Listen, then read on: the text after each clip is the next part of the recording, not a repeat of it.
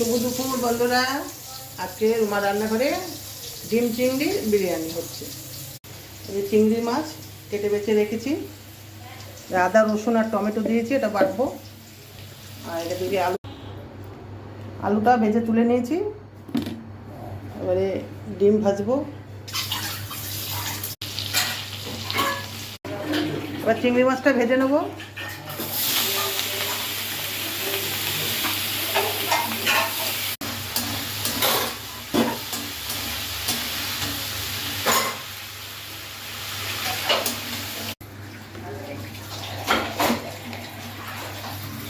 এবার দিচ্ছি পেঁয়াজ কুচি। এদিকে রাইসটা বসিয়ে দিয়েছি, 1 ঘন্টা ভিজিয়ে রেখেছিলাম, বসিয়ে দিয়েছি। এবার দিচ্ছি সাদা একটু তেল, খুবই অল্প।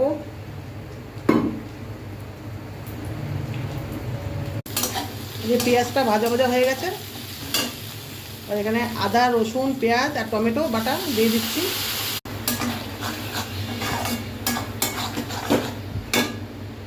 দিচ্ছি ধনের গুঁড়ো, দিচ্ছি হলুদ গুঁড়ো,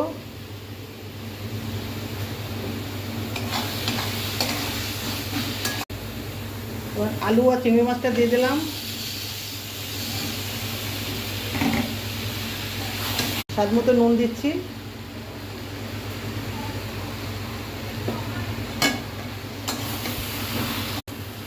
দিচ্ছি গরম মশলা গুঁড়ো।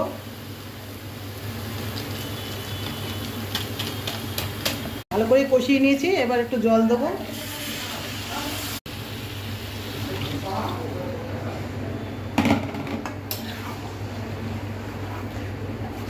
ডিমগুলো দিয়ে দিচ্ছি।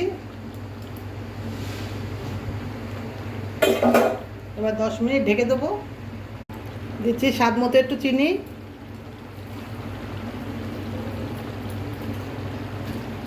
আর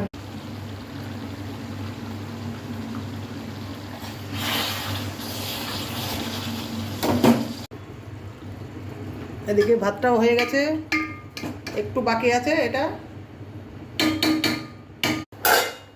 ভাতটা হাফ সেদ্ধ হয়েছে, এটা আমি অর্ধেকটা তুলে নিয়েছি, আর অর্ধেকটা হাঁড়ির মধ্যে আছে। এবার হাফটা দিয়ে দিয়েছি, এবার এই ভাতটা উপর দিয়ে দেবো। এবার উপর থেকে এটাও দিয়ে দেবো।